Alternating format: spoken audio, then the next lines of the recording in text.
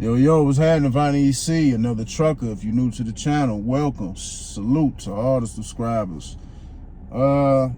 Just a little way, a way to for you to, be able to make you 100K plus, get you a nice 6-figure salary as a company driver. And I can only really speak on what I know and what I understand through my journey. So yeah, my last full year before the year I became an owner operator, I did touch 100 racks. Barely, but I touched 100 racks. Just to be specific, I think it was like 96. Yeah, we got to 96, but we just, for the sake of the video, we gonna go ahead and scoop that up. 100K. So yeah, I touched 100K. My last full year working for Food Liner, doing food grade pneumatic tankers. But it took me a little time to reach that 100K though. You know what I'm saying? And one thing that I've realized, you trying to make 100K as a company driver in trucking is either two things you're gonna have to decide that you're going to sacrifice. You're either gonna sacrifice time or you're gonna sacrifice sweat. You're either gonna sacrifice time by giving miles, which means you might have to go over the road, or you're gonna be doing regional, or you're gonna sacrifice sweat, working local. You know what I'm saying? You're gonna get home every day, you know what I mean? But you're gonna sweat your balls off. You're gonna work hard, and it ain't no escaping those two sacrifices you're gonna have to make. And sometimes you might have to do both. You might have to give up some time, and you might have to sweat. When I worked for Food Liner, like I say, we did food grade tankers, pneumatic trailers. So we working with the same type of trailers that they work with in the oil field. But we delivering dry bulk food grade. So just like they carrying sand, we carrying flour, sugar, malt, the shit that they use to make beer, cornstarch, soda ash. Did I say sugar? Yeah, we carrying different types of sugar. The regular granulated sugar, dextrose, that's the type of sugar, whole food grade products. But one of the hardest products to unload was sugar. And sometimes it all depended on where we picked it up from, what shipper was delivering. I know we used to pick up sugar. I used to pick up sugar from Domino's in Chicago. It's a sugar plant in Chicago off like, off like 47th, it's off 40 something in Western, 42nd or 47, something like that in Western. And then there was another spot we used to pick up from in Montgomery, Illinois. I think Montgomery was like right next to Aurora. I forgot the name of this plant, but people, whoever know that area, they might know that area, but we used to pick up sugar a lot from those two areas. And the hardest thing about sugar, man, is like when the weather got warm, when it was warm outside, summertime, because you got that moisture in the sugar, that sugar would stick together, and sometimes that shit would get stuck to the sides of the trailer. So while you unloading the trailers, man, we always got to carry rubber mallets with us, like the same type of mallets, guys might use to, check their tires, check the air on their tires. Well, we had to use rubber mallets to bang on the side of those pneumatic trailers to make that sugar fall.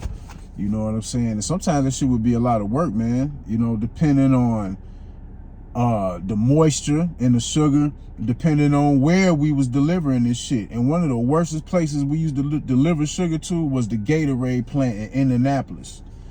I'm pretty sure a lot of drivers is familiar with that place because, I know a lot of y'all refrigerated. I know a lot of y'all drive in.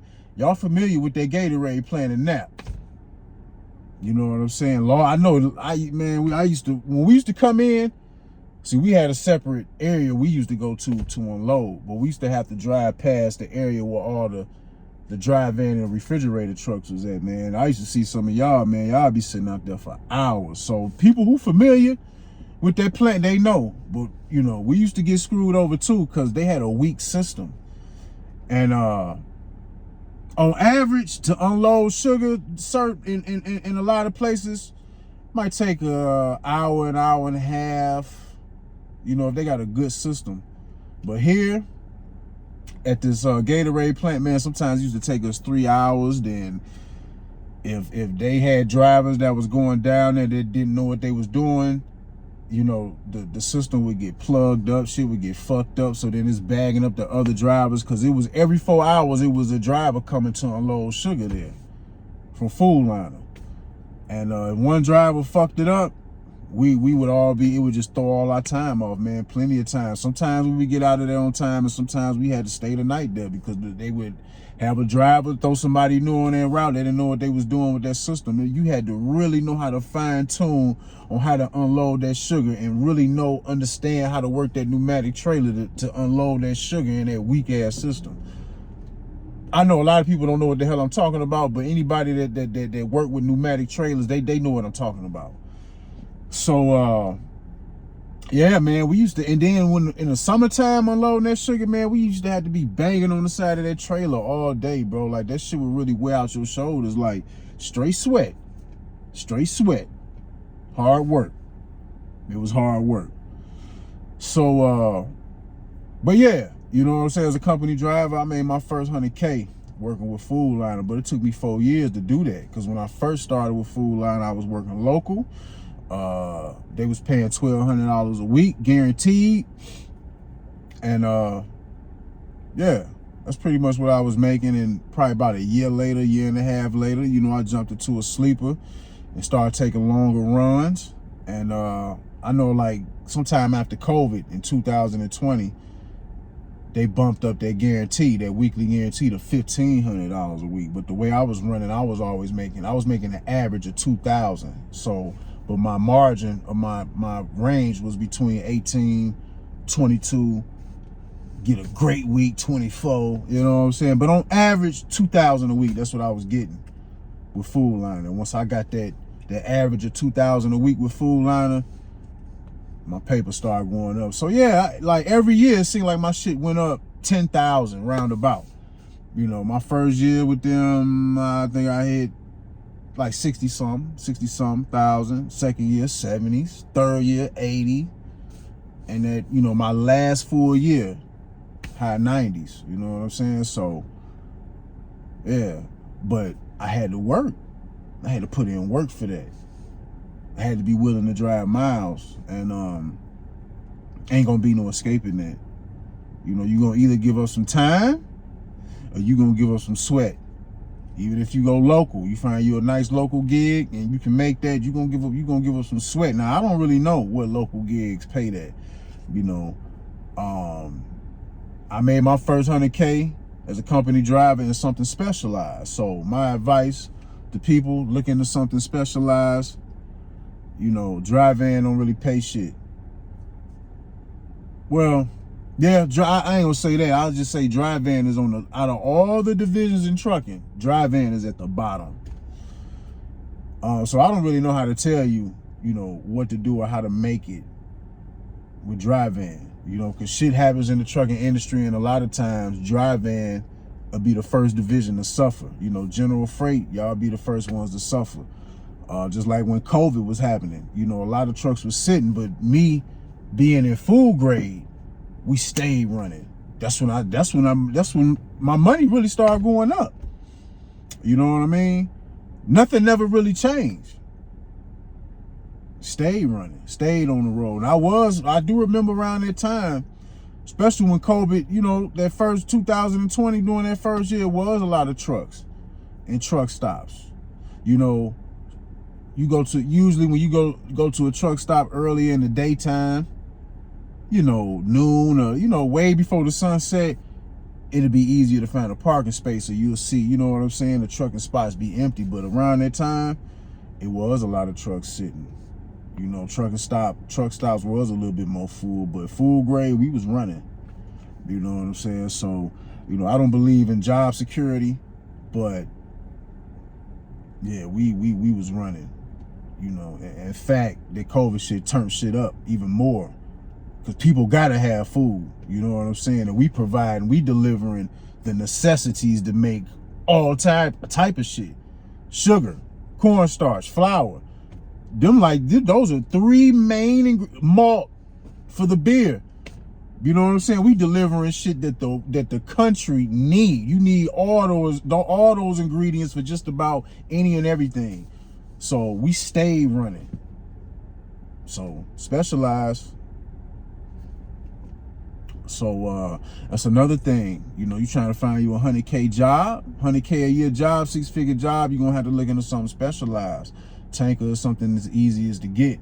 When I worked for Food Liner, I didn't have to have hazmat. Now I did have my hazmat. And I got my hazmat from my previous job before Food Liner. That was when I was working for Stericycle, when we was doing when I was doing man, what the hell? When I was doing box truck, you know, picking up hazardous waste, had to have my hazmat endorsement to do that job. So shout out to them, you know what I'm saying, for forcing me to get my hazmat, because I never wanted to do no hazmat. But, you know, sometimes your journey will take you, sometimes you'll have plans, you think you have plans, but your journey will take you on another spin. So, yeah. But when I started with Food Liner, I didn't have no, I didn't need hazmat because I was doing food grade. So, but if I was you, I would look into getting all my endorsements. You know what I'm saying? How do you get your endorsements? Study. You know, they got practice tests on the internet you can look up. You know, I can't remember the exact site, but all you gotta do is just Google practice test for CDLs. You know, my advice, I would advise you to study first. You know, get the booklet from you know, from whatever your DMV or your license bureau is, and you know, study that shit and do your practice tests on the internet and do it like that. And you know, when you find yourself, you continuing to ace that shit and you acing this shit flawlessly, then you will be ready to go get your endorsements. So yeah.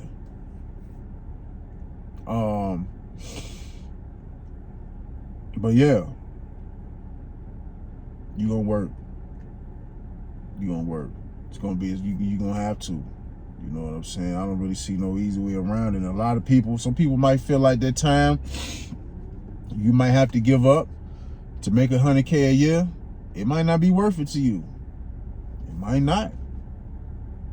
But for the people who want it, you want that 100K a year, you gonna work for it, period. I don't care if you go over the road or you go local, you're gonna be working, period. So, you know, especially if you local, oh, you're gonna be doing some work. You're gonna be doing some work, you know what I'm saying? You might as well go ahead and get you some pre-workout, because you're gonna be working out local. I done did that local shit. You know, I did local shit when I was working with Stericycle, picking up hazardous waste, you know, doing a lot of driving. We was doing like local regional. So I'm driving hella hours and doing heavy work. You know what I'm saying? One of the reasons I had to leave there, they had a salary cap on us, you know what I'm saying? They wasn't really trying to give us no raise. I don't even think I was making 20 an hour working for Stericycle, but when I worked for Stericycle, I had to take that job just when I got fired from Swift. You know what I mean? And they put me back in the game. I had to crawl back through the game, through the box truck way and whoop-de-whoop. But going through Stericycle pushed me to go get my hazmat, which to me, that was a game changer for my career, even up to now. Because I never wanted to do hazmat. Hazmat was that, I was afraid of this shit when I first got in the industry. I didn't want to deal with no hazmat. I didn't want no extra responsibilities. If it wasn't for me getting fired for Swift, I'd probably still be doing general freight. And I'm so glad that my journey shook shit up and forced me to become specialized into what I'm doing right now, man. I'm so happy for that shit. So yeah, shout out, even though things didn't work out with Stericycle, shout out to them, man. They was a pivotal part in my journey. But yeah, I did that local shit with them. Even when I was young, you know what I'm saying? When I was 19, 20, I did local working merchandiser for Pepsi. Back-breaking work, you know what I'm saying? Bust my guts open with this shit. Got a hernia, you know, lifting up shit the wrong way. You know, when we young, we take our bodies for granted, you know. So for anybody that's doing local work, hey man, you know, don't take your body for granted, man. Get you a back brace. You know, when you lifting up cases and you lifting shit up, bend down with your knees. Don't be bending your back open, back over. You bend down with your knees and you pick shit up with your knees. You know, don't pick shit up with your back. Just a word of advice, because we all take our bodies for granted. You know, so yeah, I did that local shit. And from what I understand about local, you gonna work. Now, I don't really, you know, maybe somebody else can fill you in. You find another way, find you a cheat code way to find you a job the way you don't do shit the way you making 100 grand plus a year. But I don't really know. That's just not how shit works, how I've seen it. You're gonna work. You will work. You're gonna work or you're gonna give up time. Simple. So that's my way. That's my advice to get to 100K, get specialized. You know, my journey just led me to get specialized in tankers, and we doing hazmat tankers now, so get specialized, man. Flatbed, you know what I'm saying? I don't know. I seen this chart somebody put up in the Facebook group like last year, right? It was a chart breaking down each division in trucking and what specifically they was talking about owner operators. They was breaking down what owner operators make in each division.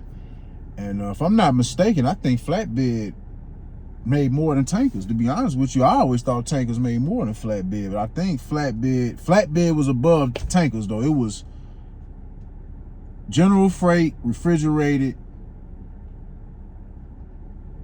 I think it was hazmat, then it was flatbed, then it was car hauling, then it was cattle hauling at the top.